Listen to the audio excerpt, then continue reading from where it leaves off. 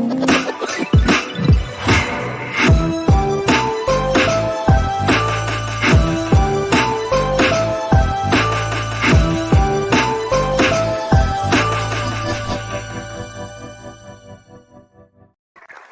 we're live. Hello and welcome back to Sigil Spotlight. My name, as always, is Mr. Harlan Guthrie, and I'm here again with the fantastic Ellen Abolt. How are you doing today, Ellen?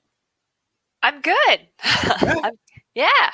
That good? Did you have a good week? I did. We were busy, but it was good. We had some furniture on order that finally showed up, and we have a wedding this weekend that we're like heading out for the rehearsal and stuff this afternoon. So it's been exciting. It a far away wedding, or it's like an hour. Ooh, that's not but bad. It's an open bar, so then never mind. Are you gonna hoof it back home, or are you gonna hotel? No, we have a hotel out there. So my boyfriend's actually one of the groomsmen. So yeah, so I get kind of grandfathered into the rehearsal dinner and stuff like that, but I have no responsibilities, so it's kind of awesome.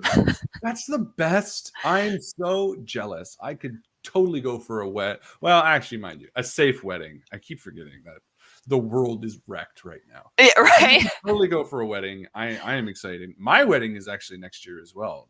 June 3rd, everyone save the date.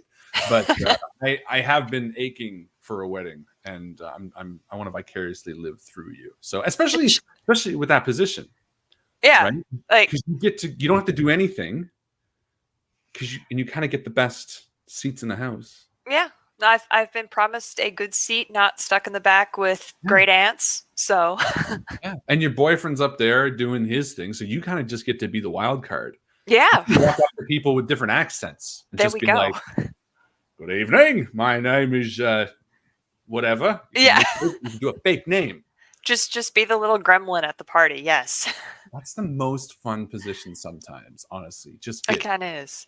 Roasted and dance like nobody cares. Man, I'm jealous. Let's all vicariously live through Ellen this weekend as she parties the night away. And anyway, we have a really exciting show today. We have some news for once, some new VTT news, and we're going to be bringing on a special guest to talk about an upcoming RPG, as well as some of the other fantastic things that she has been working on and has worked on. This person has been described to me as just an all-around amazing person. So no pressure there. She's waiting in the green room right now, so I'm sure she can probably hear us. So pressure. But in the meantime, news. Ellen, what do we got on the docket? So we have some very exciting VTT stuff. We have releases. So Blood Drive, which is a Deadlands adventure. I had to do a round of applause. Yes. Okay. Yeah, so Blood Drive, which is a Deadlands Weird West adventure, just released on Roll20. And we also have very big news. Savage Worlds Pathfinder just released for Foundry VTT. I believe that was yesterday. So if you were a backer of that Kickstarter, you should have gotten your keys in your email, I believe. And check your email if you haven't gotten that yet. And yeah, it's been really exciting. I was working on the Savage Worlds Pathfinder, which is Savage Worlds and Pathfinder kind of mashed together. And there's a lot more content with that coming up, and it's really exciting. It was a lot of fun to work on. The Savage Path. Yeah, there we go. The cool kids around here call it. Also, the S5E. The playtesting book is out to backers, so if you have not checked that out yet, make sure you do. S5E is, of course, our Superheroes 5th edition game written by Eugene Marshall, and there's a ton of great supplements coming out for them, written by Alan Barr, one by John Wick, a lot of names that you've seen on this show, as well as connected to the guest today as well, which is why I'm name dropping. But yeah, go check it out. We've just wrapped up our 10-part S5E campaign, which was really exciting. It was sad. I know. But it was good. I'm glad it ended. We're going to be starting something new on Tuesday, which is exciting as well. Oh, already? Hey, the train doesn't stop around here. Exactly. And it's going to be a lot of fun. So Tuesday at 7, we're back with it. But like I said, S5E should be in your emails and what have yous, your post boxes. Yeah. Investigate your communication paths. What is a P.O. box? It's a post office box. Yeah. Yeah, but like, what is it? Basically, Mailbox. it's if you don't have like a mailbox, then you can send your mail there instead. So they're typically either at the post office or there'll be other places that you can go. That So there you go. Check your yeah. PO box, everyone, because we might have mailed it digitally to you for some weird reason. But it is there. Go read through the rules. Have fun. It's a and give us your feedback. There should be instructions on where to send your feedback. We were getting some fantastic stuff back already. Numbers that we've calculated wrong, things that are unclear, things that are working great. All of that stuff is really useful feedback for us. So please read through and let us know your thoughts. Most of it is compliments. Let's not. Yeah. I mean, the number mistake was just one, and it was my. Yeah, you know. I misnumbered a page. I didn't know it. That's what they had me do. I had to go through each page. By the way, did I tell you this? This was my job at Sigil. They said, Harlan, we need every page numbered, and I said, yes, sir. And I went through it, every single one. So that's you go. My mistake. So I take full responsibility for that. I know. Don't worry about it. Look at this. The audience is so receptive to the emotions today. We also have rough drafts coming in, so those aren't publicly available yet, but we are starting to see some of the rough drafts, and they're looking really good. We had a whole bunch just dropped this morning, so we're having a good time going through those, and you guys will be just blown away when we can actually start making those available. Absolutely. You can be blown away by everything, because it's not just about what we got out now. It's about what's coming out in the future. Mm-hmm. And there's some really important, exciting things coming out in the future. And in lieu of that, I guess that's the news out of the way, right? Yeah, I think that's the big stuff we've got. Yeah. Good. I'm excited. So I want to bring on our guest. Yeah. Because what we want to talk about is some of the stuff that's coming up beyond just the stuff that this person has accomplished, which is a lot of really exciting things. So without further ado, please welcome to the stage Miss Mary Murdock. Hello. Hello. How are you doing? Doing well. Welcome. Yeah. I didn't ask at the time because I always am curious once we're live, but what are the pictures behind you? I want to know. I don't know if you can see them. I'll tilt my it looks like camera. A turtle. Yes, these are ukiyo-e kind of style pictures of, we have Darth Vader and Obi-Wan Kenobi over here. Those are we have so cool. the Princess Mononoke and of course the starter Pokemon right here. Those are so cool. I love ukiyo-e. You'll have to send me the link. Sure. Yeah, there's an amazing local artist who does these prints, and they're absolutely gorgeous. And I have more up there. I feel like if I tilt my computer all the way up, it'll completely fall over. Yeah, but absolutely, these are, my nerdy fandom art that I have in my office. So as everyone has nerdy. You said local artist, local to Utah. Utah, yes, I'm in Utah. Mm-hmm. Yeah, or at least I bought them when he appeared at Utah. So that's fantastic. Thank you so much for being on the show. Yeah. Thank you so much for hanging out with us. Obviously, we were trying to have you on last show, but we had some technical difficulties, and we dropped the ball on that, so to speak. But we have you on this week, which is really exciting.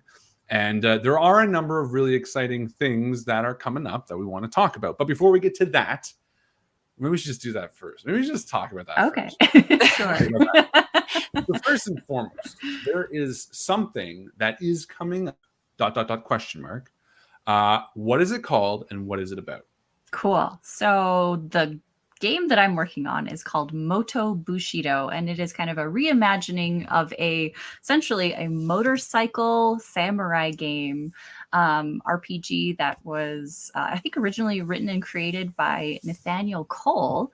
And we're kind of expanding that, figuring out how we can update some of the gameplay and make it a lot, I guess, like more accurate to how Bushido actually is, which is that I think Nathaniel Cole did a really good job of like looking at one tenet of Bushido and like figuring out what that looks like. But historically, Bushido has expanded into a bunch of things. There's all different kinds of values and tenets and virtues that different samurai during different eras kind of really liked to, I guess, follow. And so we're kind of expanding how that could look. And so how different kinds of samurai would look riding motorcycles. So that's what the whole game is going to be about. It's going to be super fun. Fantastic.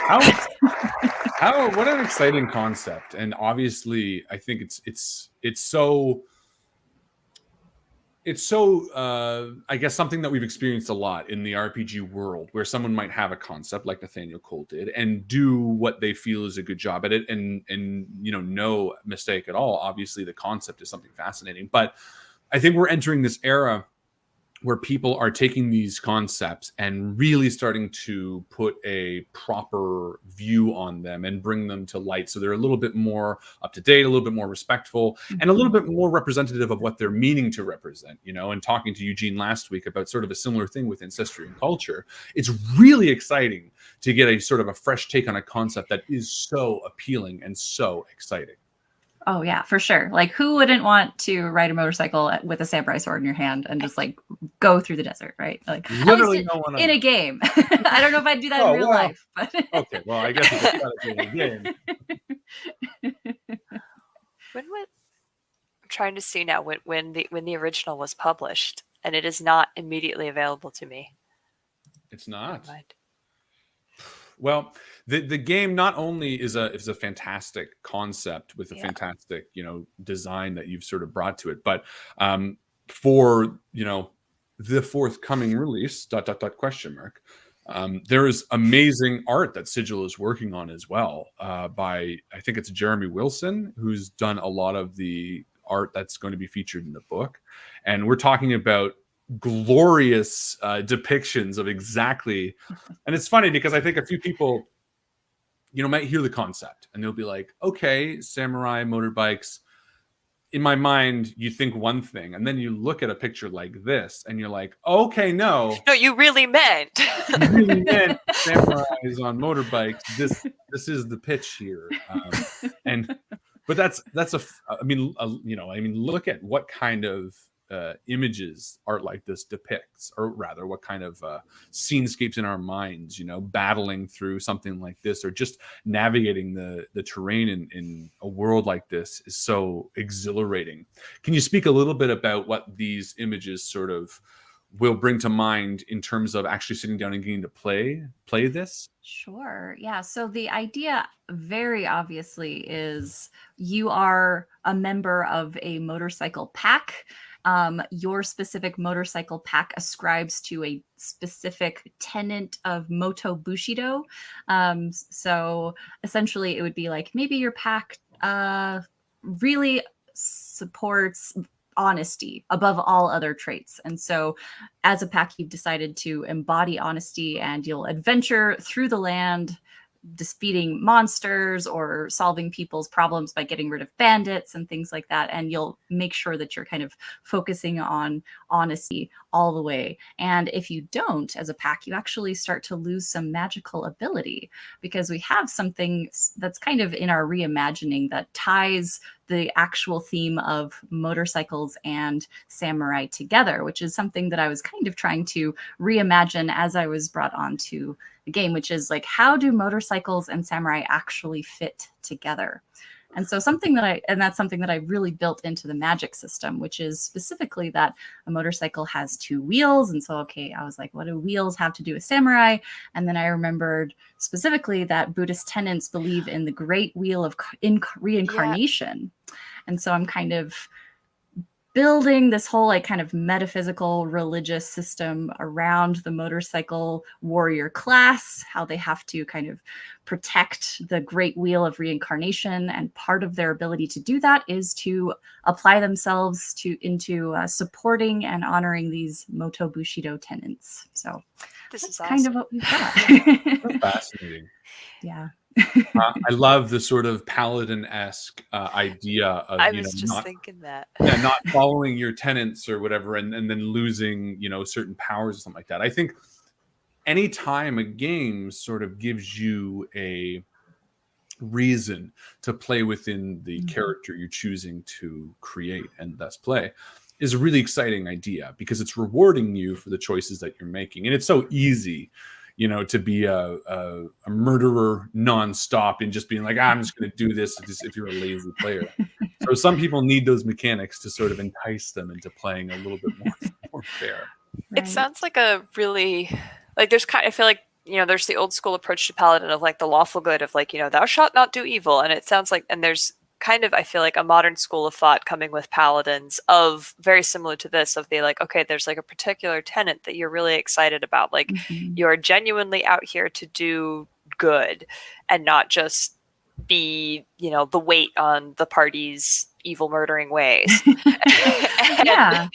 And so it sounds, I really like the idea of having an entire like game that's built around that, like, I guess, modern Paladin interpretation, but also like with such an incredible world on top of it. I mean, heck, game mechanics aside, I'm excited about reading those world building chapters. Yeah, for sure. And I think that that's maybe the same thing as what you're talking about with Paladins. That's kind of the same thing that we have in the West in pop culture of our view of samurai, which is like the stoic warrior, or the warrior that believes that, you know, an honorable death is the best death, when that wasn't necessarily true historically of all samurai. Like I said, like, yeah, every samurai school had their own belief system. And so it was really up to, you know, almost the samurai and their own holding and what they wanted to uphold. And so I really wanted to kind of update what our view of samurai is, which is whatever the samurai wants to be. And then they can dedicate themselves, pledge themselves to that virtue and enact it as a paladin of that path that they've chosen. So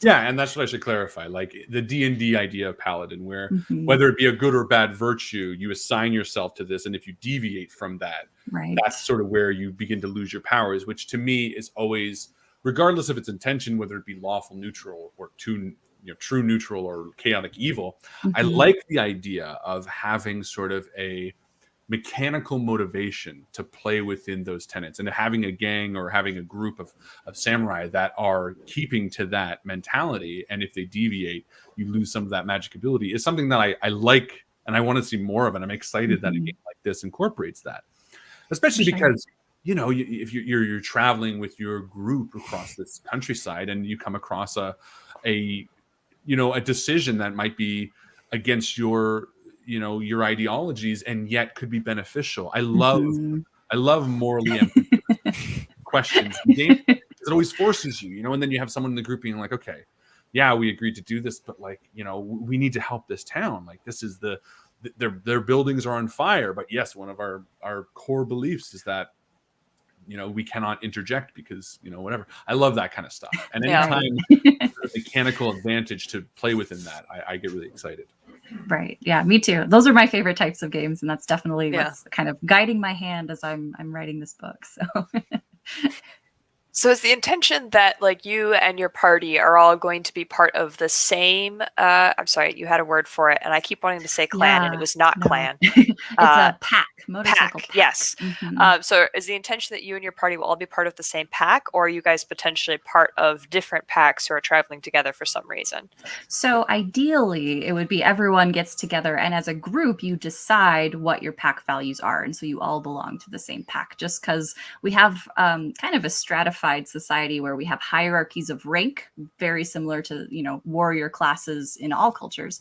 And so because you're actually like a member of a warrior class, you are attached to a specific troop of soldiers essentially, and you're sent out on missions on behalf of the emperor, or at least your lord or lady or whoever is in charge of kind of your unit in the world. So it's kind of more along the lines of like, you're not just an individual, you're actually part of a group.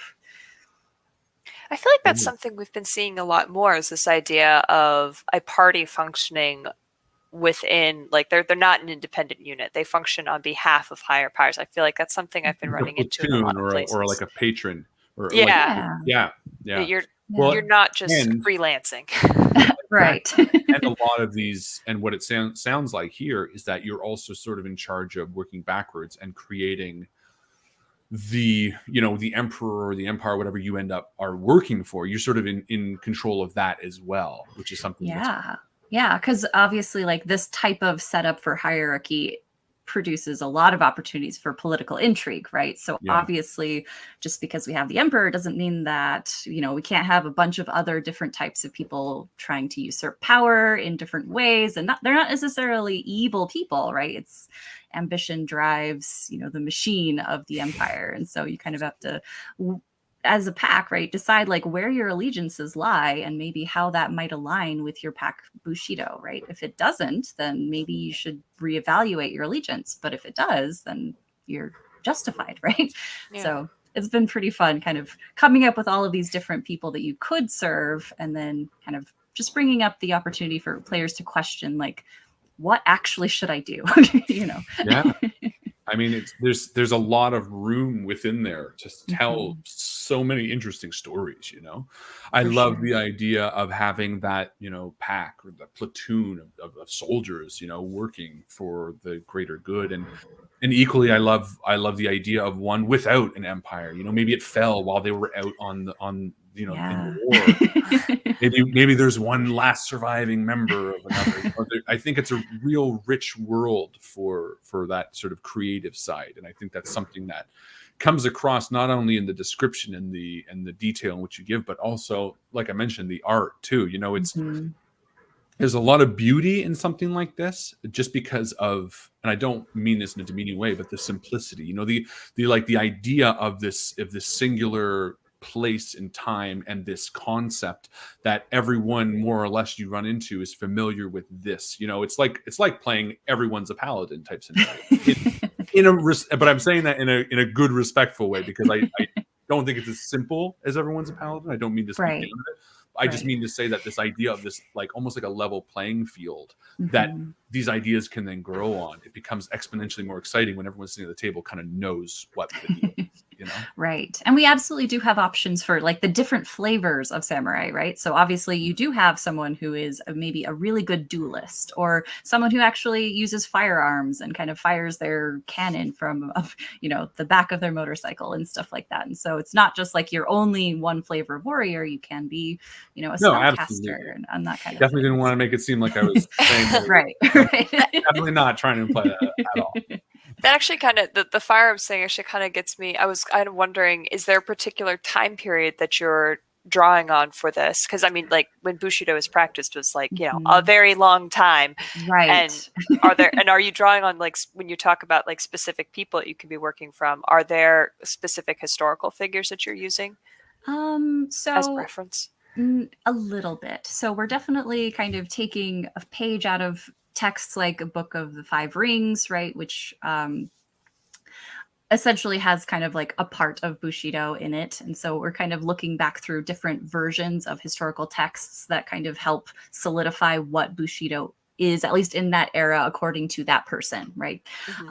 But the time period that we're kind of working with historically is definitely like warring states, Edo, and all the way through Edo. And then we're also kind of taking it up to like the Meiji Restoration, because obviously like we're working with motorcycles. So there's like a level of technology that we're working with that absolutely needs to like be there in order for it to be feasible at all. So I think we're kind of looking at it in terms of like, if any of you have seen like Legend of Korra from the Avatar series, right? Like we're kind of seeing it end with like our technological cap there in kind of like that fantasy, like there's a little bit of technology but not like a ton of digital technology. It's mostly like analog or like gas, diesel, punk, maybe that turn of the century stuff. Exactly.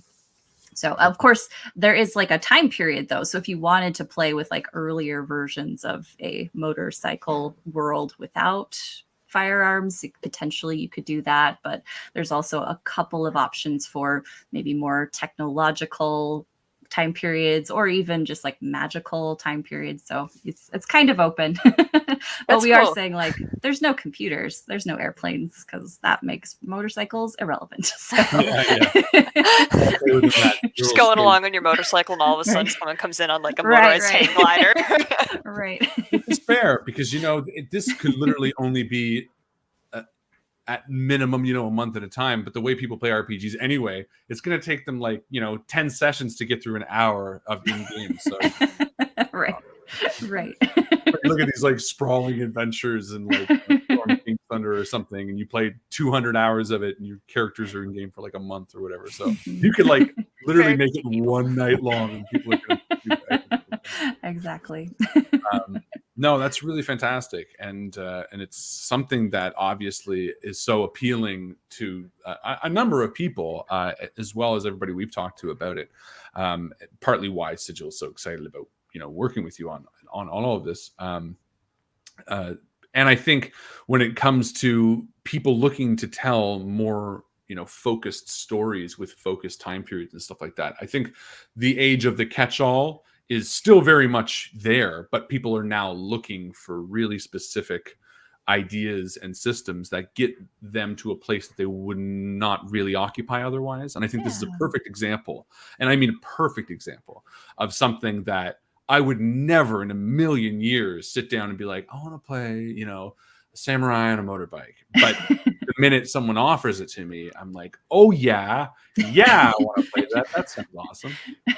I didn't even know I wanted to play that. Yeah. Right. Well, it's true though, and obviously Nathaniel Cole has an element of that, but there's also an ability of like, okay, here's the concept, but now let's make it something that's really people want to play, and that has the gorgeous art, and that has that interest level. And it does take a lot of work to make something from a good concept to a great game. And obviously the work that you're putting into it speaks volumes because of all the thought that's put behind those and the experience that you have in actually doing that in a way that is meaningful to the concept, not just sort of surface level. You know what I mean?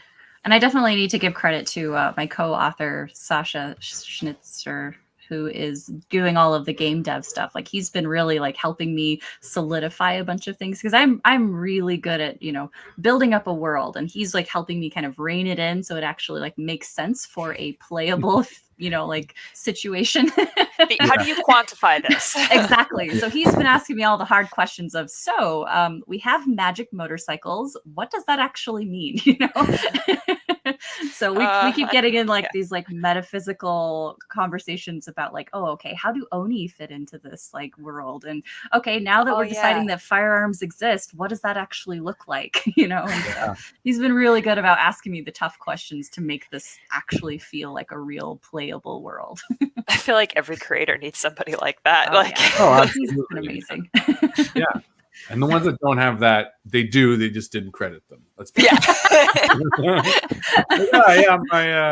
husband helped with this. We'll see. At the very least, they have someone who's like, they're saying all these big ideas, and they at least have somebody who's staring at them skeptically until they rein it back in. Like, even if they aren't actually like contributing in their own right. Right. No, that's really exciting. And we're really excited to talk more about it and to see it come to fruition in an eventual date, which again, I want to keep saying for legal purposes, we can't, it's not true. It's for basically, we don't schedule things out too far just in case, because things change. And so there are no dates yet. Everything is just blank spaces right now. But it is coming. It is obviously in production, and it is something that I think is going to make a lot of people's heads turn in a really good way. We just did the S5V launch, and that was sort of the opposite of what I was saying. That was sort of a catch-all. And again, that's not to denigrate the work in any way, shape, or form. It's a wonderful system. But when these specific systems come along that scratch an itch you didn't know was itchy, I think there's a lot of pull there to make people go, oh yeah, man, I want to tell that story. So, and I guess on that note, you are obviously well versed in this world. You were telling us that that another book came out today, was it, or yesterday? The Ships of the Expanse. Oh yeah, it didn't come out, I guess, like I got my contributor copy this last week. Right. You touched it. It was available for pre-order for a very long time, and I finally got my hands on a copy of it, which is awesome. So this is another book that you contributed to. Yes. In what capacity was it? Did you get to just detail some ships, or why don't you tell us a little bit? Sure. So the project was specifically for the Expanse Intellectual Properties RPG game, which is published by Green Ronin Publishing, and they did an amazing job with the core rules and the core book and all of that stuff. So what I worked on was a supplement called The Ships of the Expanse, which is essentially like everything you need to know to actually like be in a spaceship in this game. And I contributed the lifestyle and kind of like life aboard a ship chapter. I think it's chapter 3 cool. in the book. So it's basically like, how do you do laundry in space? Like, what do you eat? What do you do for fun when you're just like sitting in a tin can for months on end, waiting to get to like one spot of the universe, you know? So I had to do a ton of research for all of that, right? Like, what is even possible in low gravity and stuff like that. Yeah. I was just going to say, how many astronaut interviews did you watch? How many hours of NASA interviews? Lots. Obviously, like I read all of the Expanse books, like the novels themselves, gleaning all of the little kind of lifestyle bits that I could get. Things like vat alcohol, where you're like making mushrooms in a vat from the waste of the space colony, and you turn that into, you know, some type of liquor product, because you can't actually get, you know, like scotch from Earth because it's just way too far away, you know. Wow. And so I did a ton of that, but I definitely also did a ton of research as well into, like, for example, like time schedules, right? Like how do you divide up your day when you actually aren't on Earth anymore and there's no sunrise and sunset?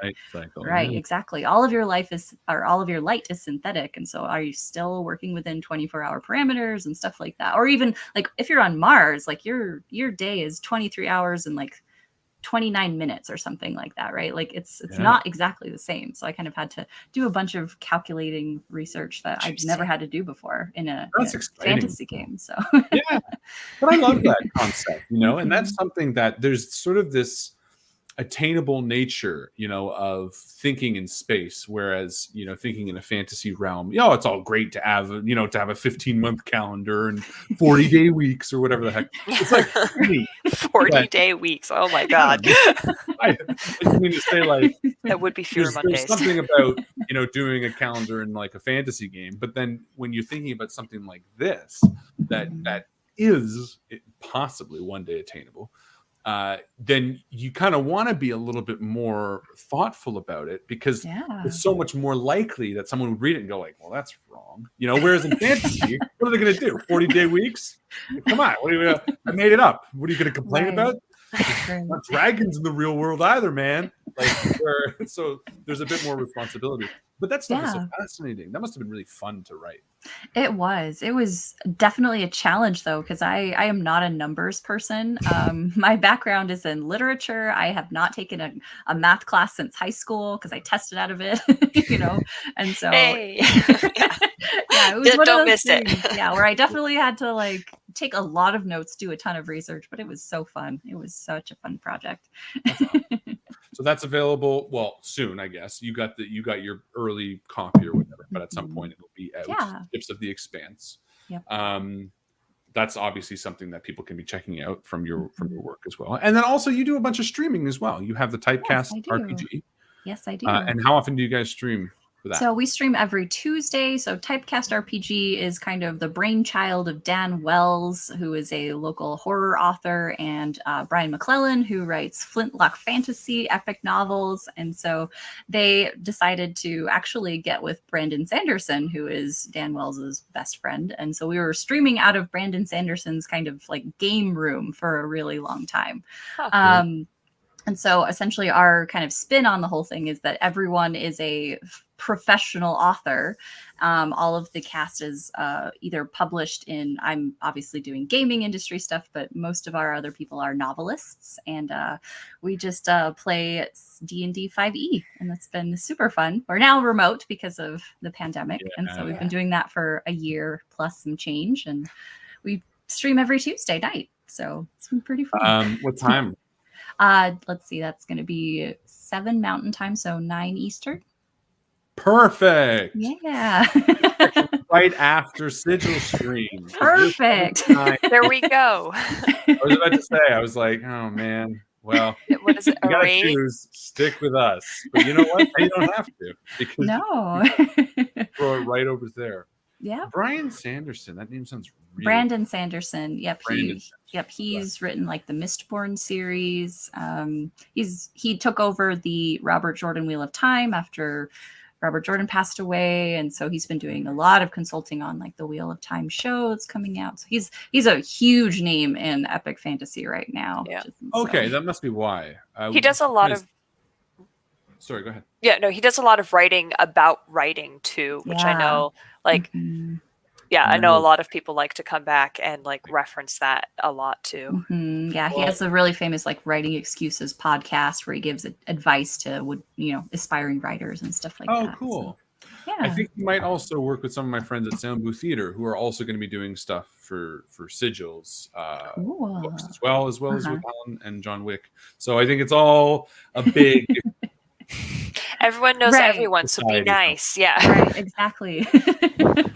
And then you said you also go through Gallant Night games. You have Gallant vs. Origins, which you're playing. And that's Alan Barr, right? Yes, that is correct. Alan Barr is acting as our GM. He wrote this awesome tiny D6 game called Tiny Supers, where essentially it's a superhero RPG, and it's a minimalistic system, but it still packs a huge punch. It's super fun, and I'm just playing a superhero character. Last time he did a mini kind of like live stream series, I was GMing it, and that was for our Tiny Cthulhu Yukon Dark miniseries where we were kind of playing cosmic horror in the Klondike, And now we've opened up this kind of superhero micro universe thing, kind of very similar to like the MCU, right? Where you kind of get to know your superheroes through like mini origin story arcs, and they kind of culminate in this like team effort that will present at the end of the series. So that's awesome. Yeah, it's going to be really fun. Wrapped up one ourselves. So I totally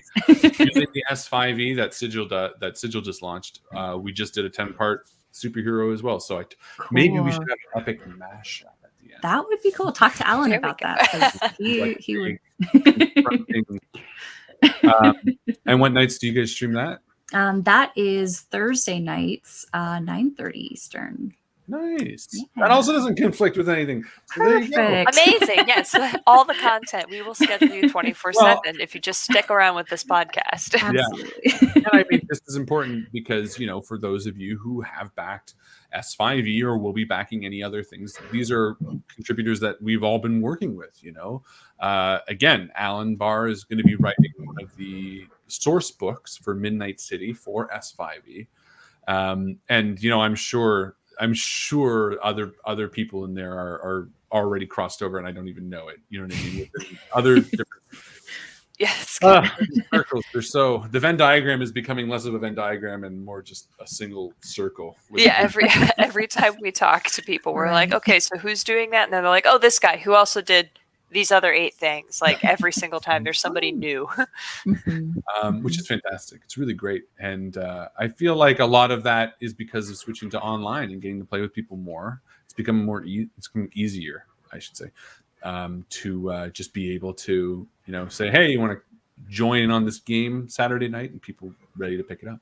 Yeah. So going back to Moto Bushido, the idea of all of this, obviously we know now where it's come. We know sort of what it feels like to play it, some of the core concepts. Beyond that, the actual sort of die rolling, can you tell us a little bit about, is it like a D20 system, a D10, a D6? Have you sort of figured that part out yet? Yes. So we're definitely working with the Savage World system. Sasha could probably tell you way more about that because he's in charge of all of the numbers and I'm in charge of all of the fantasy. But definitely he's trying to figure out how to make this work with the vehicles that we want for obviously like the motorcycles and the different ways to kind of flavor your motorcycle and make it how customizable as we can get it for this. And so definitely we're tweaking those rules to fit the setting. And that's totally fair. Fun. I mean, a lot of people, they think about a RPG and the first thing their mind goes to is mechanics, when really 99% of the authors that we've talked to, that's always the last thing they do. It's like you can have a novel and then you kind of slap on the rules at the end and you're 90% a good game. Whereas if you make mechanics and slap on a setting at the end, you're usually having a pretty crappy game. Right. Alan Barr is a great example where, yes, of course, the system is there, but it is it is a secondary to, you know, what the world is telling and what the story is telling, and how, you know, the characters interact and what kind of things exist within that hierarchy, which you've already spoken about, you know, how the players have mechanics built in where they have to play a certain way, or want to play a certain way, or their magic gets lost. Like, that is almost a story side of things, you know, where it comes down to it. It's interesting where the division of mechanics and story sort of is found in different games. Yeah, and we're definitely trying to meld the two quite well, because I think as this is kind of a very interesting concept, we want it to actually feel real as you're playing it. Like, the mechanics actually affect the story, and the story actually affects the choices you can make regarding the mechanics. So it does have a good balance there. We're still working on how to like make that fit together very well as we're writing it. Yeah. Yes, that is the goal, though. Yeah. That's amazing. Perfect.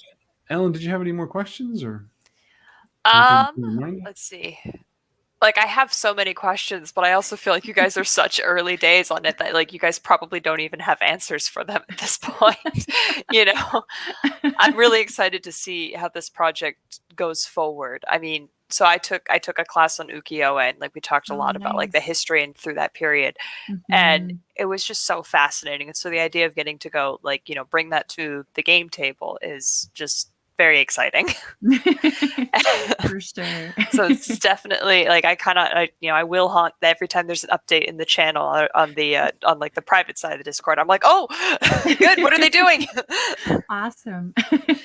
Well, you'll be pleased to know that we're definitely including like yokai and stuff in our bestiary. So it's going to have lots of monsters as well as samurai. So it's going to definitely capitalize on Japanese mythology and folklore, because they're a huge integral part of our magic system and stuff. So it's going to be pretty cool. Wonderful. That's so fantastic. What do you mean private side of Discord, Ellen? Are you telling us that you have secret backstage access? Yeah, if you're a Sigil employee, there's secret channels on the Discord. We also gotta get in there. There's also public channels which are available to everyone if you want to, you know, hear when there are juicy tidbits headed to your inbox, or come chat with other people who enjoy Sigil's work. Yeah, if you are just interested in general about some of the stuff that's coming up, we're hanging out with people every once in a while. The public Discord for Sigil does get a freebie in terms of an early playtest, so make sure you join the Discord. There's also a really, really good meme channel. If you join, Ellen will promise not to say juicy tidbits again. That's a very visceral. I've said that many times in my life too, and now I'm just for some reason hearing it in juicy tidbits. Yeah. Is it clear that we went shopping for cat food yesterday? That's where it came from. Juicy morsels, tasty tidbits, like everything. Is that type of cat food? I don't have cats. We didn't buy that type of cat food. We just were looking at it, just like, does this sound tasty? Will my cat enjoy this? Does she like carrots? I don't know. In case you were hungry. Oh, for your cat, obviously. Yeah. Not in case you got curious and you're like. Yeah, no. It turns out she does like carrots. So you know, good. Go figure. So, is there anything else that's exciting you today that you want to talk about before we end this? Anything, and it doesn't have to be related to your work. It could be just related to something you read or something you watched or something you saw that you're excited about. We're always interested in hearing what the people we have on, what's been exciting them. So, what's exciting you? Sure. I think in November, Aconite Press is going to be re-releasing a novella that I wrote for the Fantasy Flight version of the Legend of the Five Rings game. Wow. Very cool. Which my novella was called Whispers of Shadow and Steel, excuse me. And it's getting a reprint in an omnibus with a bunch of other novellas that are written by my amazing and talented friends who are working on the story with me on that game. So yeah, if you go to the Aconite Press website, you can see when that will be released and when you can buy it. Very cool. There you go. Great title too. Thank you. I did not come up with it. I'm not a title person. I'm a content person. When the title is crap. Working title, That Thing. Yep, I'm like, it's a scorpion story. Make it sound good, please, marketing people. Still, that's very cool. Anything else Yeah. that's exciting and in general? Seen any good movies? Read any good books? High five any cool people?